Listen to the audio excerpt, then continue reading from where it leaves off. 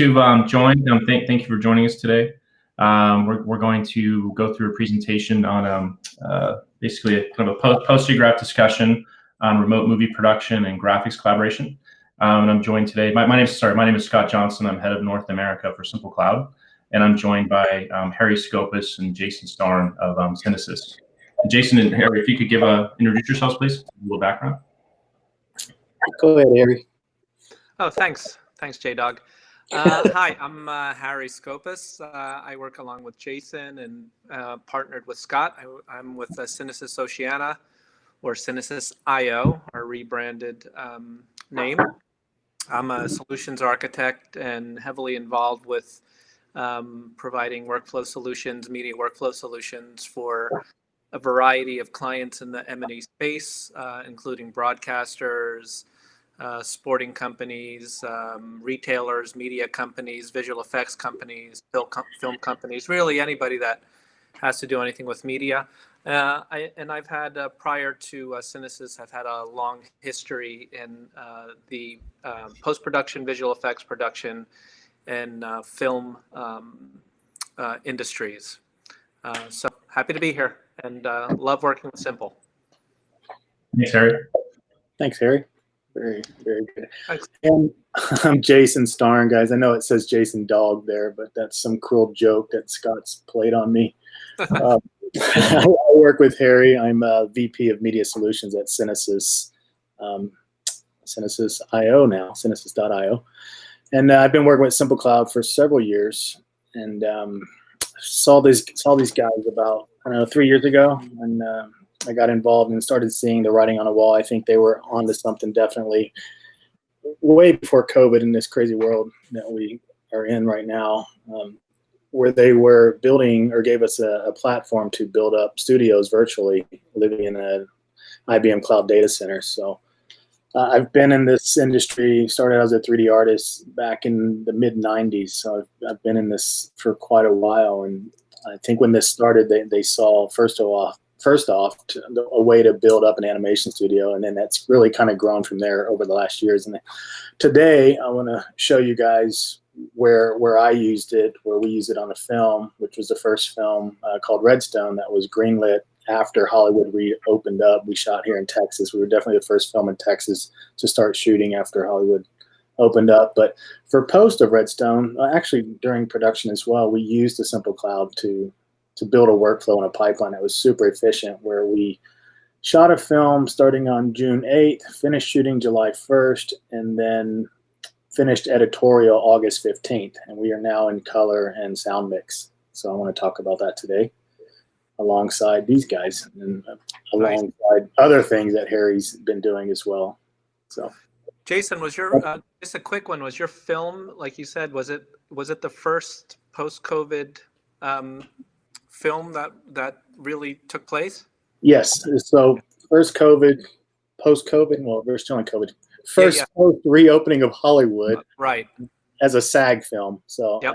Maybe there was some non-union stuff going on, but as far as SAG after approving, greenlighting our film, we were the first. So. Right. And I was a producer and post supervisor on that film, so that's my role with it. Nice. Awesome. So thanks, Jason. In terms of agenda today, I'm just going to give a very brief overview on SimpleCloud. Then we'll get into the discussion, and then we'll finish the webinar today with a brief demo. Jason will give us a brief demo of the platform, focusing on the workflow he talked about. I'm going to moderate the chat, the questions. So if you have them, I think we can just sort of answer them in real time as they pop up, or when we take a break between the sections. With that, I'm going to share my screen to show just a few slides on Simple.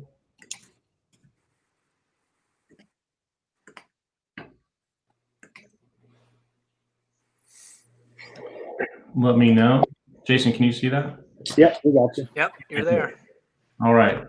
So SimpleCloud as a company started in 2008 as Sumis Render in Madrid, Spain. It was one of the first cloud-based render farms in Europe, focused on media and entertainment. The fields we focus on now, about 3 or 4 years ago, we pivoted to create SimpleCloud, which is a cloud-based platform for content creators. And we're going to give you a pretty detailed explanation of what's involved with the platform. In terms of industries, we focus on media and entertainment, including animation, visual effects, design. We also focus on education, which is a huge focus for us, video games, architecture, engineering, and manufacturing. And just in a few words, SimpleCloud is a great platform if you need to get a team of small, medium, large team of people working quickly. All you need is a thin client, and internet access. And you can get people working very quickly, accessing higher end compute power in the cloud to use the creative software that they need. In terms of backbone, where we use IBM Cloud infrastructure globally, we use VMware to generate the virtual desktops in the cloud. And within the IBM data centers, we have NVIDIA GPUs, V100 graphics cards. And of course, Simple is the layer on top that provides everything you need to create studios and get people working. IBM, we're in data centers all around the world. We have coverage in the Americas, Europe, and Asia. IBM has 60 data centers worldwide, and as needed, we can scale up to be in any of these data centers globally. Within the platform itself, all you need is a decent internet connection, 3 to 5 megs per stream, and we support up to 4 monitors in 4K. In terms of key benefits, I'll just focus on a few.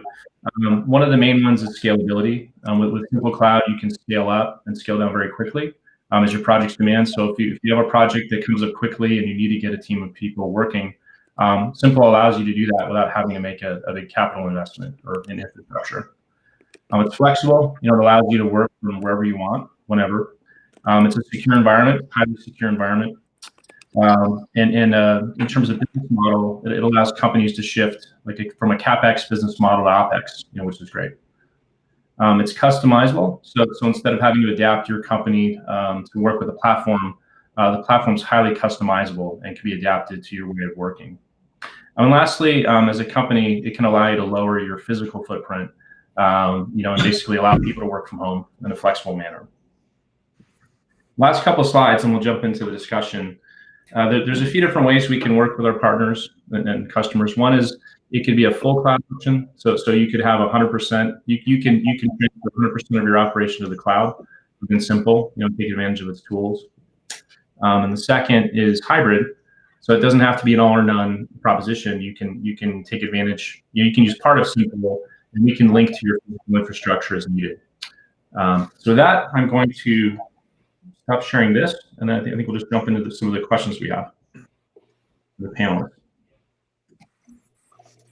Now, Jason, Harry, anything you want to add before we jump in? I think that was a nice brief overview. Okay. Yeah, try to keep it short. Jump into the morning part here. So I think that the first question I have for you guys is, I guess if you could one at a time and take turns. What have the last 6 months been like, for both of you in terms of business and working with your partners? You want to start here? Yeah. Well, it's definitely been interesting times. Not going to lie about that. And I think initially, even prior to this, I think a lot of people in the M&E space were interested in working remotely for a number of reasons. Being able to access talent from various locations throughout the country and the globe. Also people that, have various commutes, and also for collaborative reasons. If you need to go to on-set or a remote location and you need to collaborate with your team back at the office, a lot of these remote workflows were starting to come to light. And then when COVID hit and everyone had to basically leave their normal routine and go to work out of their homes or other remote locations, it really kind of propelled everything.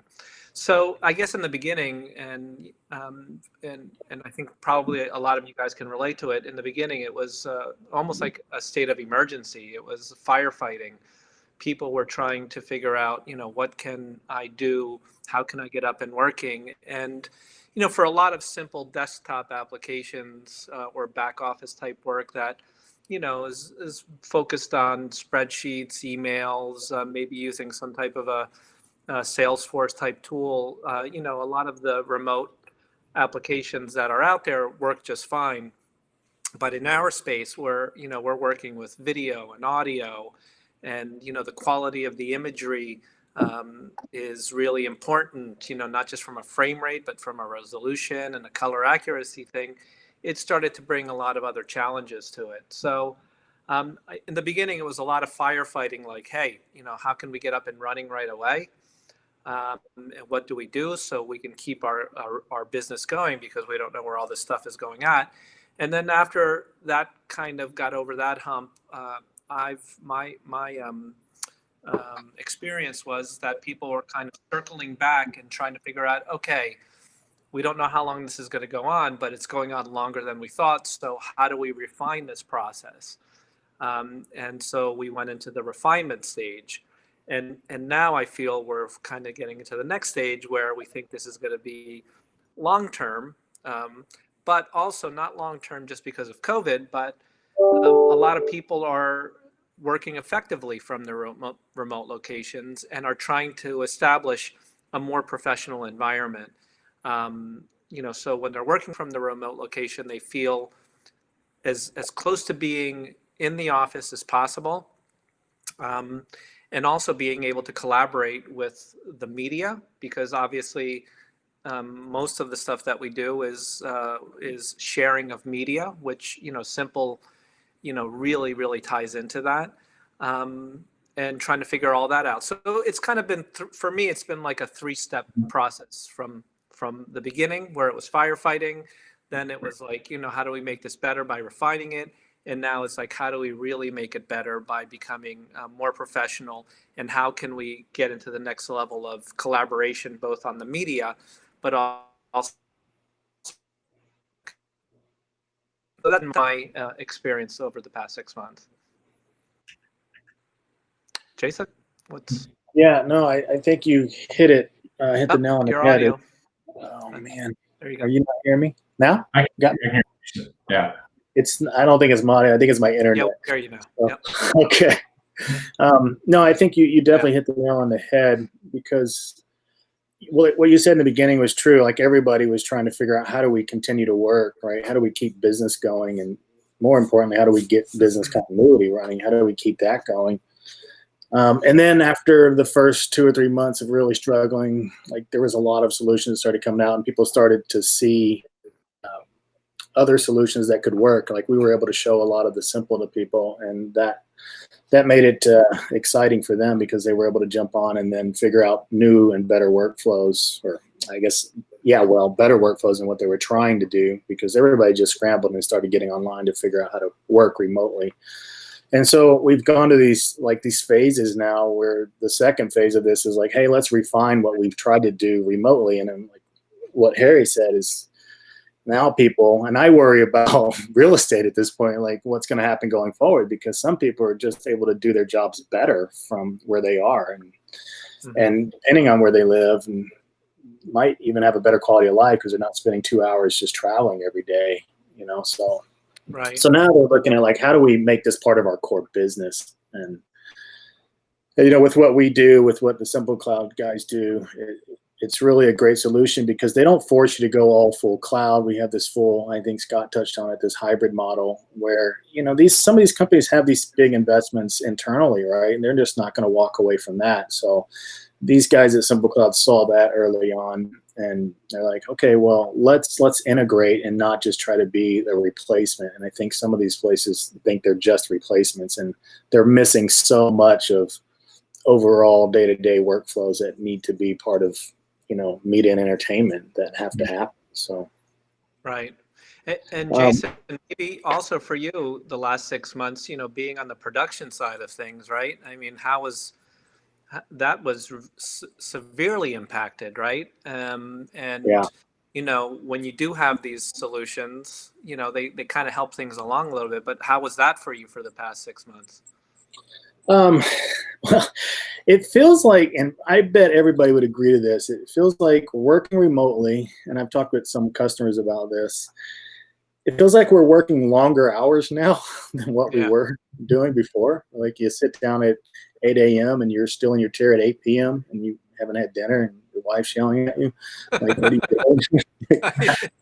Yep, I can But relate to that. yeah, so on the production side, like that stuff really slowed down, right? Like nobody was out shooting just because people were afraid, and then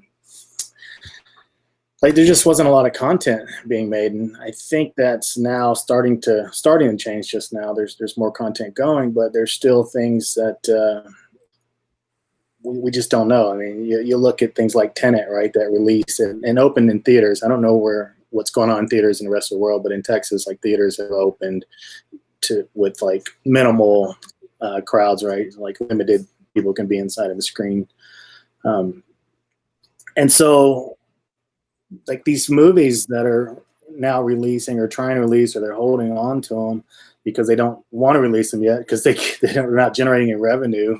Like Right.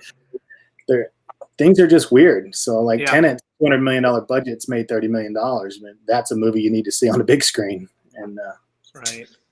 so I don't know, I'm talking in circles here, but going back, I think for me the last 6 months it was pretty dead until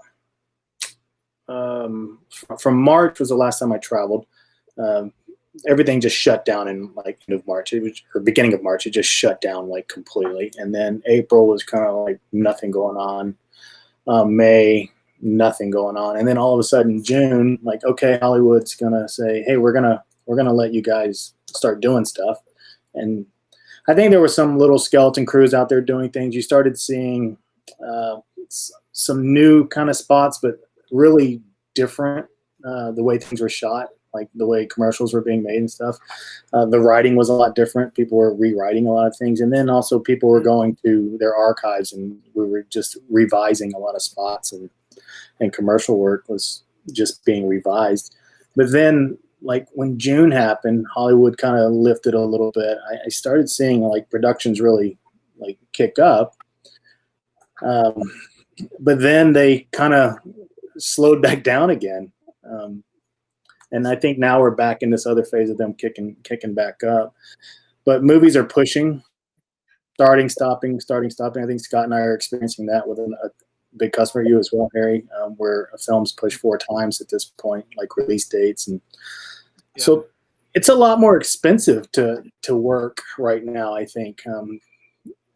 Testing is expensive when you have to test crews and stuff. Like there's a lot of regulations going on that we're trying to keep everybody safe, and not having like a definitive date on things makes things a little bit more difficult. So, but it's had the whole production cycle, Scott, has had a trickle effect on everybody. Yeah. It's not just on the long form work; it's also on the commercial work. There's a lot of people are doing animation and all that stuff, and trying to become creative on that side. So the simple stuff really kind of helps in both areas as productions coming up, where people can push stuff into the cloud and start working, and also from a VFX and design standpoint, where an animation standpoint, where they can, if they need to scale up and spin stuff up to get a lot of artists working remotely, they can easily spin up simple stuff and start doing their animation or their graphic design or whatever it is, their VFX work. So it's had a trickle effect over the past 6 months. Yeah, and I was leading into that, like without like knowing you can use the cloud and using Simple as in the post process. Once the data is captured somewhere on camera, then this is the easy part now, I think, is bringing it all together, bringing a team together. Like having a platform like Simple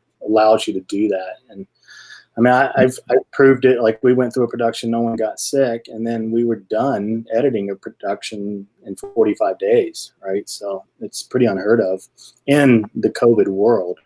So if people start seeing that this is possible, then I imagine they'll be less afraid to, like, let's just get through production, and post will be a lot easier to figure out because we don't have to go sit next to each other anymore to do this. Yep. Cool. No, thanks for that. Let me jump on to the second topic. Can you both comment on collaboration and I guess how you've seen companies challenged during this process?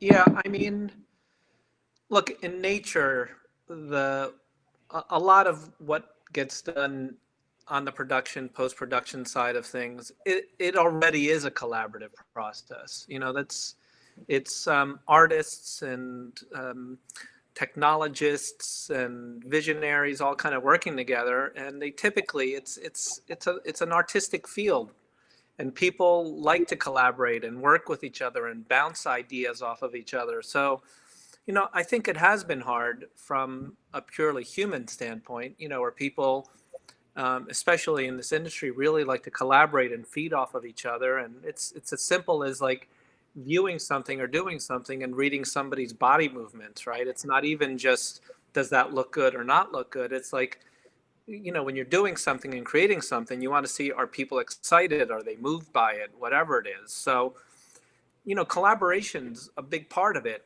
from a human standpoint, and also from a work standpoint. You know, if Jason's out shooting all this stuff and, you know, he wants people to view it and say, hey, what do you think of it? You know, you've got editors, you've got graphics going on, you've got maybe animators going on, you've got all these different disciplines working together, and, you know, getting everyone on the same page and working, that's part of the process.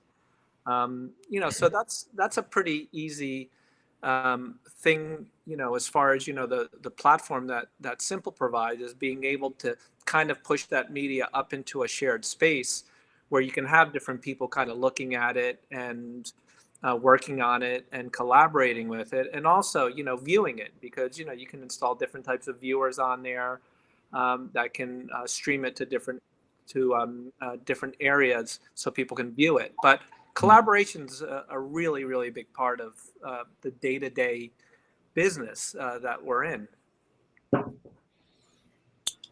Yeah, that's very good. Yeah, I mean, Harry steals the show there with what he said is completely true. And I'll throw this in there. When you are collaborating, and we're creatures of habit, right? Like, nobody likes change. I think a lot of change was forced on us. And I do think this is one of the power.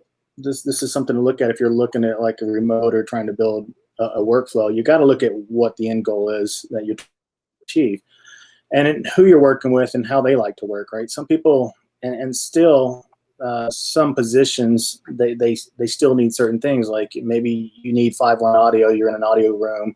You might not be able to do that remotely the way you like doing it. So to reiterate what Harry was saying, like, we had a music composer out of LA working with us, and the aspect that he used SimpleCloud was much different than how we used it. He was basically, and I'm going to show you guys a slide on that when we get there, but he was just pulling down audio files pushing audio files to us via FTP, but he was pulling down scenes as we were cutting so that he could create the score. And this was, I mean, a completely different way to use Simple than the way we were using it, but it worked for him, and he still got to maintain his workflow in the audio side, and was really happy about that. So I think being flexible, or having a system that allows you to be flexible, where you're not changing somebody's daily habits that they've done for 40 years. So I was really happy about that. And for us as editors or creators, you're just getting in a piece of software application anyway, so you're not really changing too much of your workflow.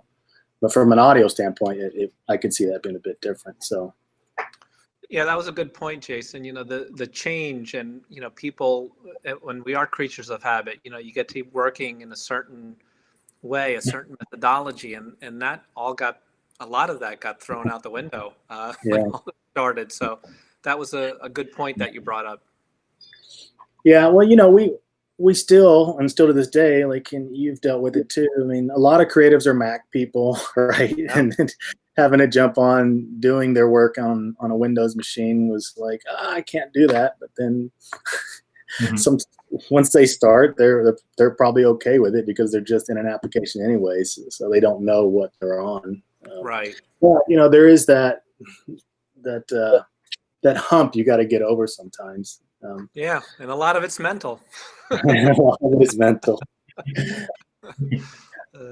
But, you know, hey, our job is to find ways to keep people working and being creative and working as efficiently as possible. So sometimes, you know, you find other ways, like what we did with our music composer, right?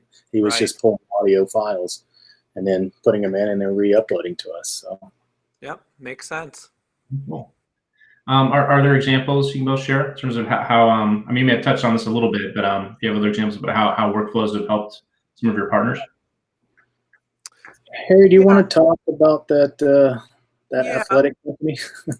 yeah. We've been working with a lot of various companies, but one that comes to mind was a leading fitness company who's looking to have a larger media presence, and they've got a lot of footage, and that lives on prem, and they necessarily didn't want to push it to the cloud.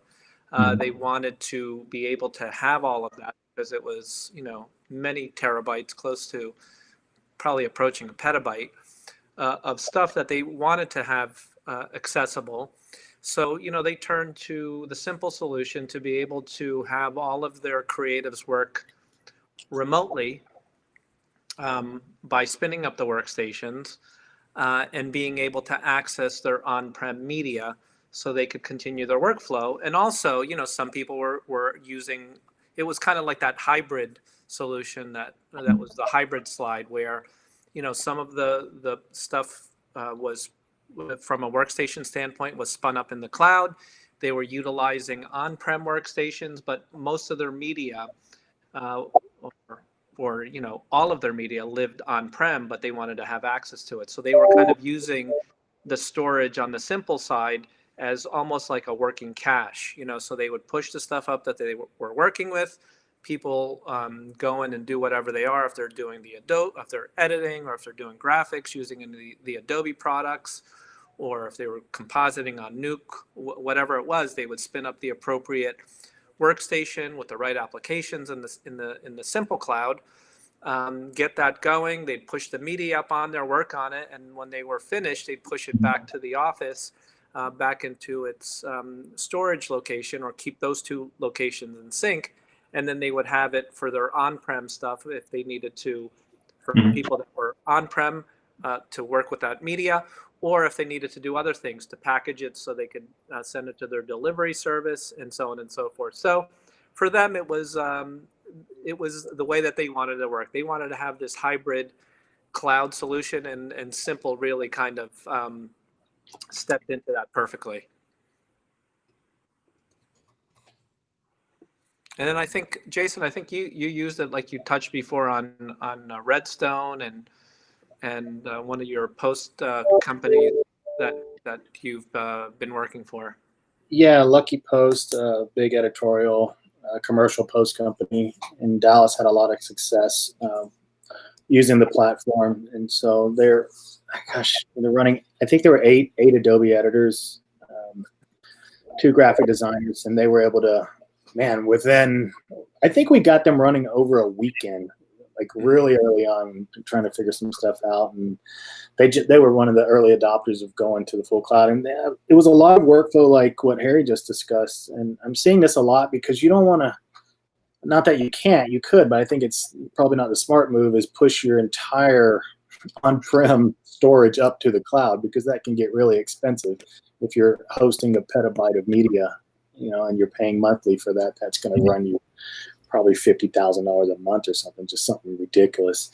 So they would just push what was necessary, right? They'd push it up to the bucket in the cloud, and SimpleCloud, the volume, and then they would just edit from there. And then with Lucky, we did something special.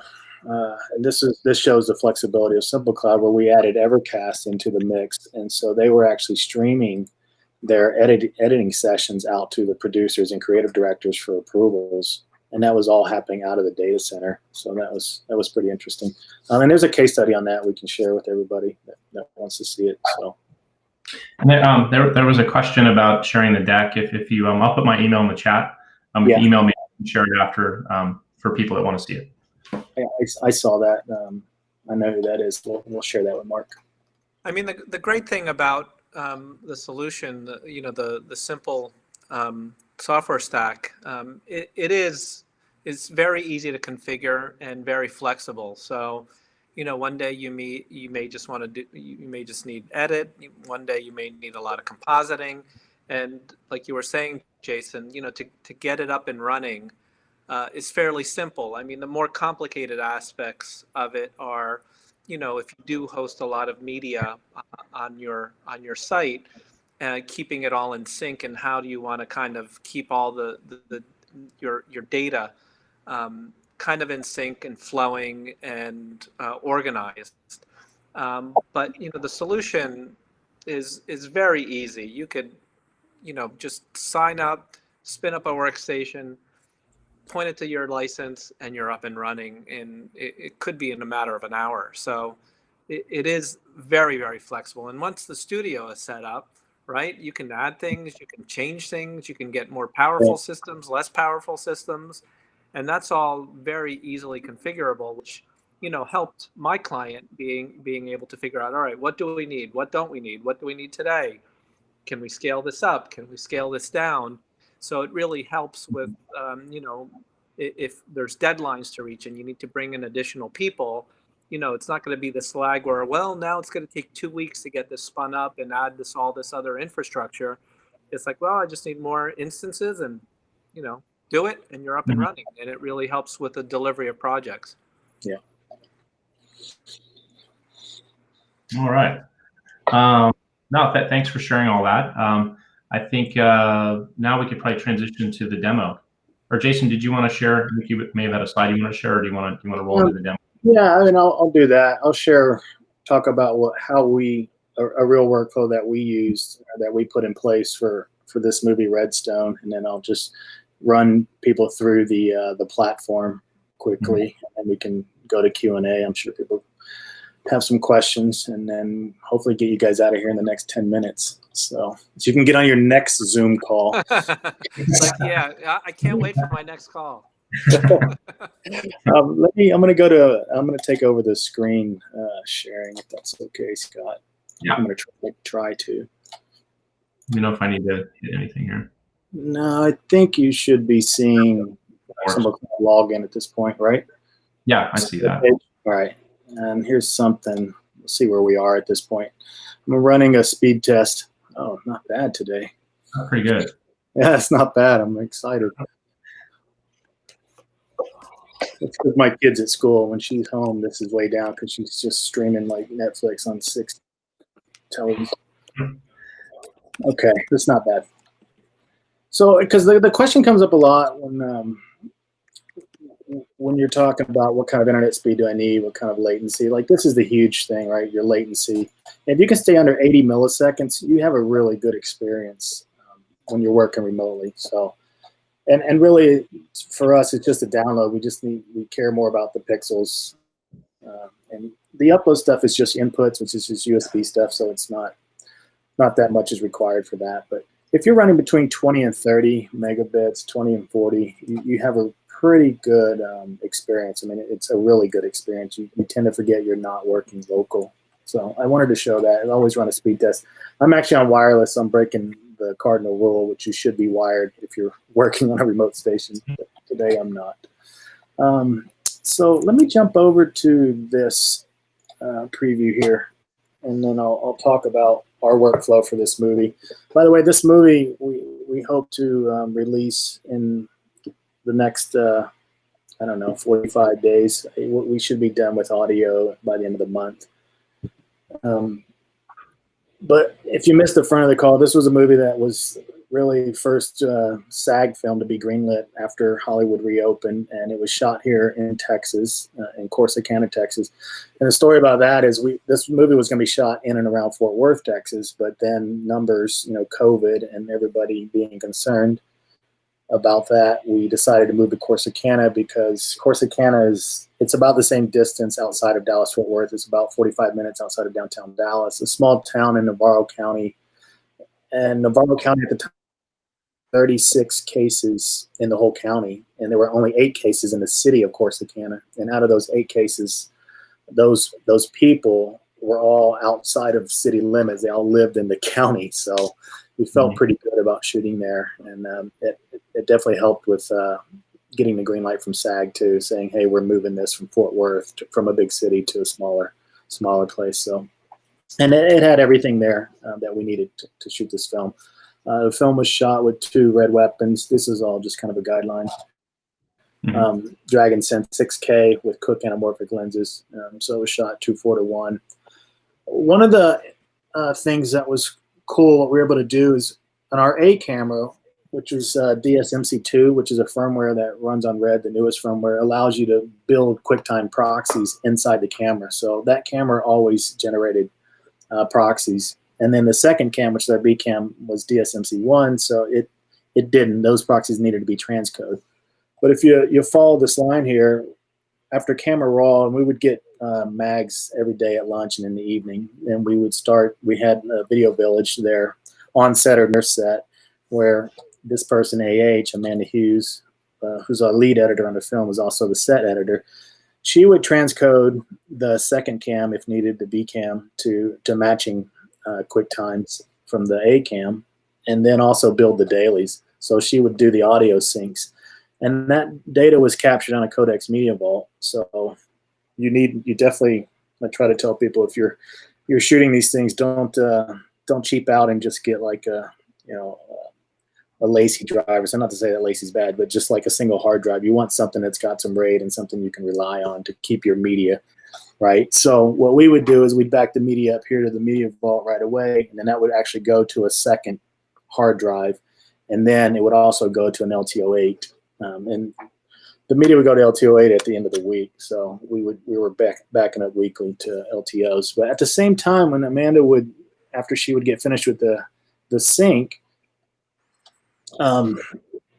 which she was pushing, she would sync this, we'd push it up to simple, and then we were using Iconic over here. So we're talking about like animators or other people needing to get started on a project or looking at it. Well, one thing he didn't say was the EPs. They want to see stuff. So these executive producers that are the money for this show, they wanted to see what was going on. So we really used Iconic in that way.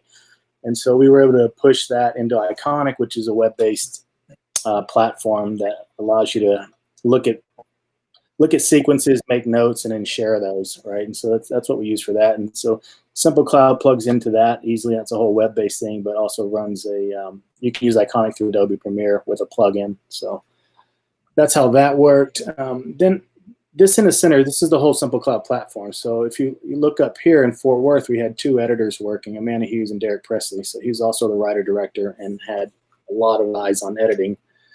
And they were all using SimpleCloud. And I'm going to show you guys the whole Redstone studio for this here. And then I talked earlier about Steven Endelman, who was the music composer. He actually came out on set because he likes to see and talk with the director and get a feel for the movie while they're shooting, right? Really get to know the film. So, but Steven's a Pro Tools guy, has his rig set up. I talked about that, loves working that way. But what we did was set up an FTP, a direct FTP link, so he could just pull down files. Whenever scenes were done editing from Amanda and Derek, he would grab those scenes. So they would do an export, and then he would pull that down locally, and he would start the score on the scene, and then he would push that score back through FTP back over to. Do y'all see my mouse, by the way, when I'm searching? Yeah. Okay. So he would push that back. Hope that's not too crazy, but he would push that back to the SimpleCloud. And what we have here was like one big shared pool of storage. It wasn't even that big. I looked at today. We had 1 terabyte for the whole film because we're editing in the cloud on ProRes. Okay, so it was about, I think there's 700 gigs or so of media that went up to the cloud. So it wasn't a whole lot. It was that's something you could do very, very quickly. And then the full edit pipeline was Adobe Premiere. But then you got me down here, and I'm in Frisco. And what I would do is pull down, because I'm dealing with online and color, and obviously you're not going to online with the HD ProRes QuickTime. So we're going to go back to the Red RAW for color and for the online. And so I would pull down the Premiere file locally, relink it to the RAWs that I have sitting on Codex, and then set my export. In this case, I exported a Final Cut XML because our online happened in Flame and the colors happening in Luster. So that the Final Cut XML out of Adobe Premiere, which seems weird, works flawlessly going into Flame. So this was pretty much the workflow. It was very simple. And when I said some people use simple in a different way, that's where we have Steven here, our composer, who was just attached to the storage, and he was just getting stuff in and out of the storage whenever it was made available to him. So, hey, Jason, I have a question. So, your set editor and the other editors, and Steven, were they using workstations that were spun up in Simple, or were they just pulling media from it? these guys, the editors and set editors, were using workstations in Simple. I should put like a desktop here or something. But Right. yeah, these were all Simple workstations, the editors. Steven was not. He was just pulling media from the cloud storage, right? So, and then myself, of course, I jumped on Simple workstations, but at the end of the day, to finish online in color, it wasn't through the cloud. It was pulling down the project file, which was tiny, right? It's just a bunch of text, a Premiere project, and then reconforming it here, and then relinking to the high res, right? And then building the XML from that to go into Flame for the online, and then Flame pass that to Luster for color, and then it'll go back to Flame. So, right, nice. So that it's a really easy workflow. So. I'll go from there and just jump out of that, and I'm going to go back to my browser here and go to another page just to talk about the platform itself, right? So the way it works is you can actually, any HTML5 supported browser, could be Chrome, could be Safari, as long as it supports HTML5, you can use that browser to actually work on a workstation if you wanted to. You could spin up a workstation, you could build one. So I'm going to log in here from the web browser, and I'm using this user. This is my power user. I checked this out earlier. I don't think there's any studios in here that it's gonna set off any alarms about who's using it. But quickly in the dashboard, what you see, you got buttons up here. So these are basically just different menus, right? So these are studios, and you can see different studios in here. In the dashboard, you'll see all the studios, and these are studios that I belong to as this super user login that I'm using. And these are workstations down here. And any workstation that shows up for this user, I could just click this plug and it'll spin up that workstation. These are active sessions right now.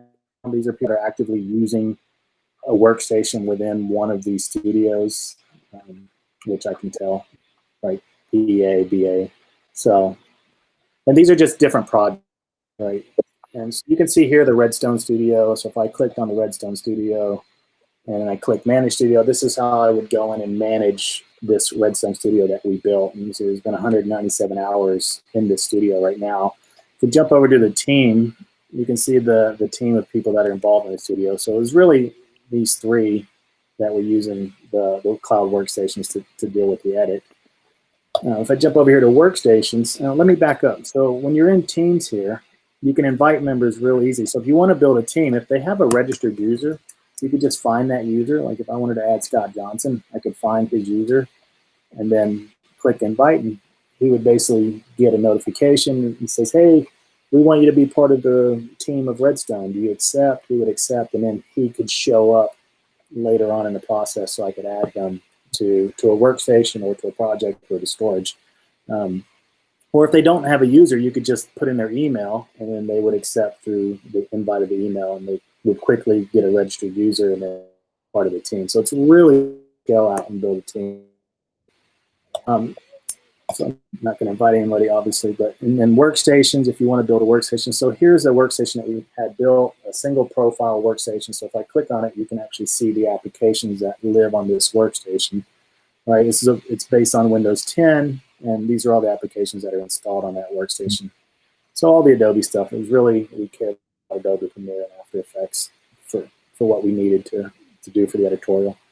But any time, you could even, like, say, I don't need Mozilla on there. You could just get rid of it, update the workstation, say, yes, I don't want Mozilla on that workstation for whatever reason. And then it would just update that profile. So what you're doing is you're building and saving profiles. And then at any time, you could launch that machine based on whatever profile you needed.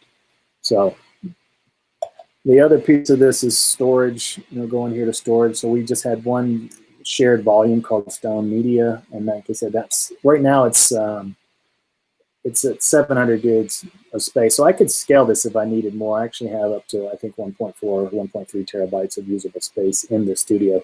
So that's the other thing is it's a bit about pay as you go, right? If you only need 2 terabytes to start this project, why are you paying for 10, right? And that's something that with Simple, it's very scalable. And you can get very granular on the type of workstations you need versus how much storage you need. And so you can start small, grow big, get through it, and then scale back down. So that was pretty slick. Projects here, we have one project, it's RS Editorial. I could go in here and create another project, right? And it would live under the studio, the Redstone Studio. So maybe if I wanted to create a project that was for all visual effects, I might type in RS VFX. There's a pipeline tool. I'm not going to go into that today because that's a whole nother topic. But so if I'm creating a project and then I add this, I want the Stone Media to be part of this project, and I'll just mount that at the M drive. So this project, when you log in to work on it, it'll have access to this volume of storage right there. And then you would add your users here that you want on this project. So I'm automatically showing up because I'm logged in as this user. But if I wanted to add, let's go next here. If I wanted, let's remove this guy. Or here, we'll just create it with him. So if I wanted to add that user to the project, it'll now show up. So if I go back here, one more. Sorry, I got lost. So I basically added a new project in the studio, and when I log out, I'm going to log back in. You're going to see that there'll be a second project to the studio. And I'm showing you all this through the web dashboard, but there's another way to work, and that's using the application that you actually install. So if I log out of this user, I'm going to launch the SimpleCloud app. So there's an actual application that you can download and install on your thin client, which is, we support Mac, Windows, and the Linux client. And so you can run through its own application. So I'm going to log in as this other user real quick to show you guys how much cleaner this is, because this user's not like a super user on a bunch of other studios. So if you're running your own studio, you would only see that studio that you belong to or that you created. And right now, I'm not seeing any workstations for this user, so I'm going to use this to finish off the demo. But if I go into the studio and then manage it, we'll go into workstations here. You'll see that we already have this workstation, but I'm going to build another workstation real quick. We'll just call this RS. We'll call this a VFX station. So it'll be based on, maybe we want After Effects on there. And there's also versioning, right? If you're in a pipeline where you're not using a current version, you could use a drop-down to choose a version that you want. So let's say I want to use After Effects 2019 version on that. And maybe I need to put Chrome on here. And maybe I need an artist that's going to use like Cinema 4D. So I'm going to find Cinema 4D, and maybe they're on R21. We'll drag and drop that. So just by doing this, I'm building a profile called VFX that's got After Effects, Chrome, Maxon. Hey, Jason, just a quick question here, just to explain to everybody. So you're building the workstation with the applications, but just explain the licensing so people, the folks can understand how the licensing works. Yeah, so like with Adobe, it's all sign-on, right? You're using your sign-on when you launch the application. You would sign on, and then it would, if you have access to that Adobe application, that product or Creative Cloud, then it'll pull the license at that time. And most of the apps out there now are like that, but I'm not sure if the Foundry's changed yet. But if you don't, if you're already running a licensed server somewhere, we can use, we can add your VPN. So through VPN, we can get onto your network with these machines, and we can actually pull a license from your on-prem server. So it's a bring your own license model. You're not paying for this stuff if you don't own it. And so the good thing about the way things are today, you can get licenses for a month at a time. So when I talked about scalability, right, you can say, oh, I need a Maya license for 1 month for just this project, and then you could do that. So right. And what about if you want an application that doesn't exist on the dashboard here? That's a good question. So we like 48 hours of notice, like the guys at Simple like to have noticed, but I've seen it happen a lot faster than that, like within 4 hours. If the application will run in a Windows VM, then you can pretty much have it, right? You just let them know, hey, I need this app for my pipeline, and then they'll get it put on. So. And Jason, there's a question about plugins as well. Yeah. It's a good question. So let's say if I click on the Maxon icon here, the application, you'll see the plugins that are available for it. So if we needed to put Octane on there, we would drag and drop the Octane plugin on top of that stack. So same thing with After Effects. And well, After Effects, there's like a million plugins. So a lot of times for that, we're like, just tell me, and then we'll get those added to your studio. Same. If there's like custom environment variables and things like that you're running because you've got a specific pipeline, then those can all be added to your studio so that you're not doing that every time. It'll always be part of the studio when the studio comes up. And that's a bit of the custom stuff that goes in. But when you're working with these guys, they know that because they come from media and entertainment.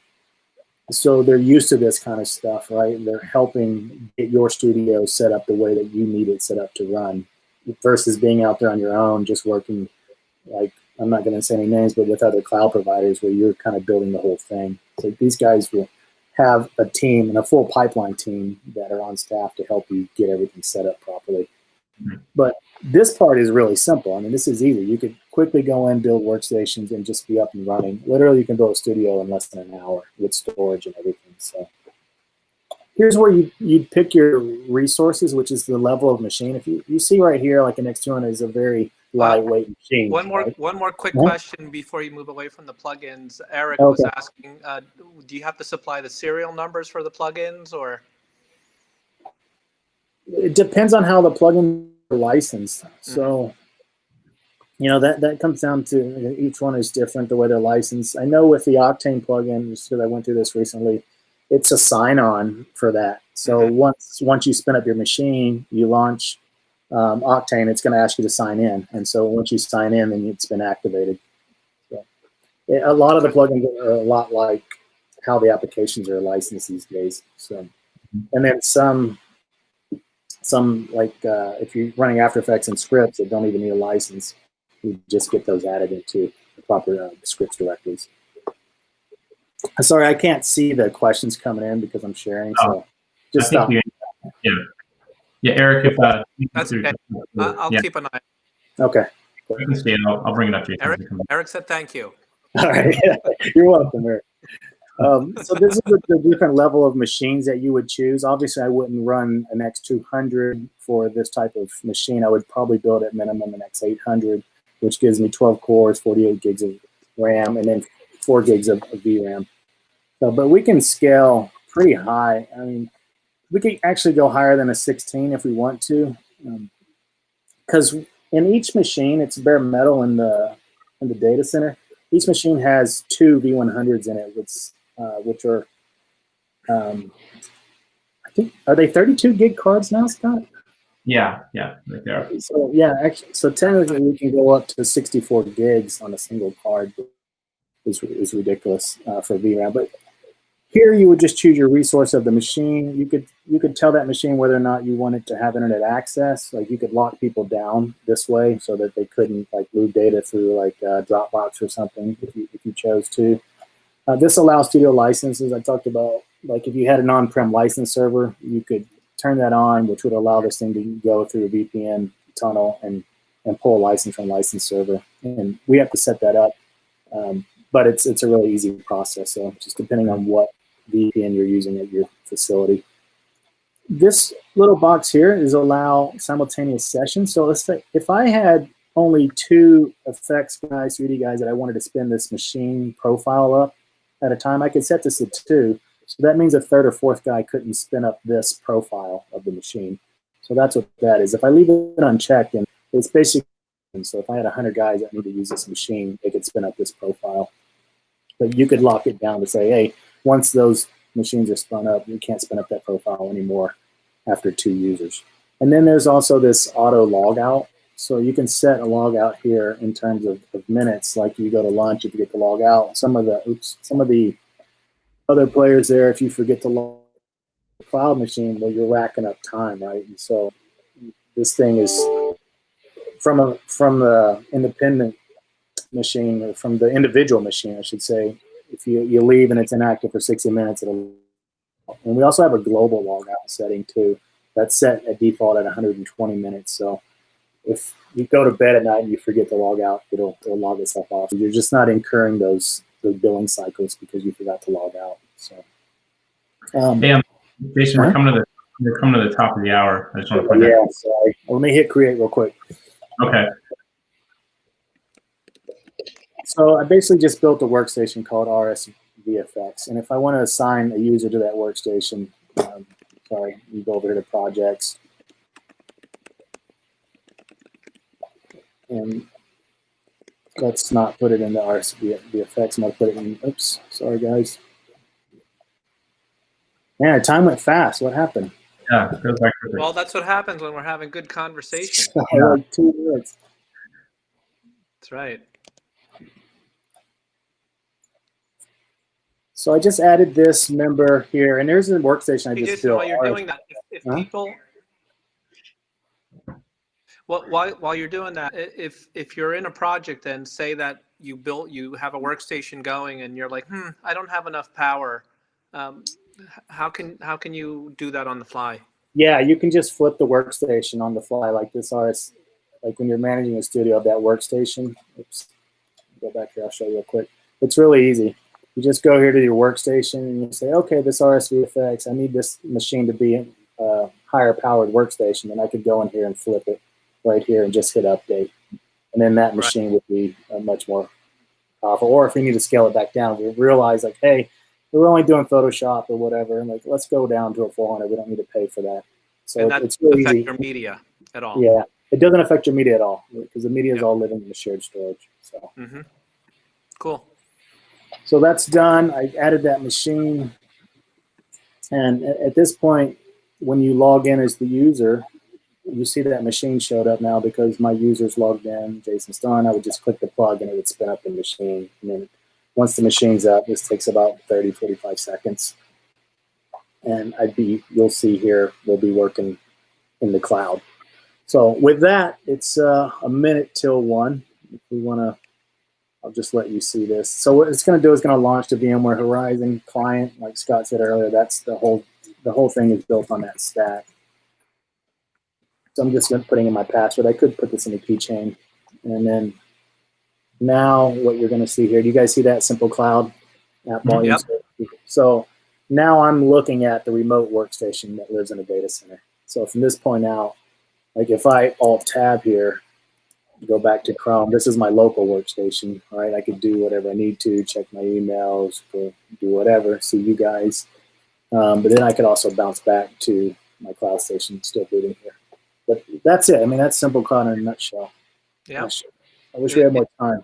Yeah, it is an incredibly easy system, and once you get it configured, it gives you very, very flexible work environment where you can add storage, scale down storage, get better performance out of your workstation. If you don't need the performance, you can scale it down, and it's all a matter of tailoring it to your workflow and also to save money, right? It's a budgetary thing, so it's a really great and flexible system. Well said. I think if people have any questions, please type them in. We can answer them on the fly here. Yeah, and we're happy to circle back and do some one-on-ones with anyone that missed anything or want to have, ask more questions or whatever. So we want to be respectful of everyone's time as well. But it's almost finished loading here. I think it's taking a little bit longer because I'm sharing on this. But there we go. I'm on my Windows workstation at this point. And you can see all the applications, the new stuff. The Simple Launch is going to launch. There's Chrome. But it's just a Windows machine at this point that I'm going to work on. Amazing. So that's it. Cool. Thanks, Jason. Yeah, thanks for taking me through that, Jason. Oh, you're welcome. Sorry I had to rush through it. No worries. Yeah, like you said, we're happy to do a longer demo for anybody and go into more detail if anyone would like to see that. But great. I think we're at the top of the hour. So thanks, guys, for joining. Thanks all for the conversation. And I put my email in the chat. If people want more information, just please email me. Yeah, it's great. Thanks a lot for your time today. Everybody that Thank joined. you, everybody.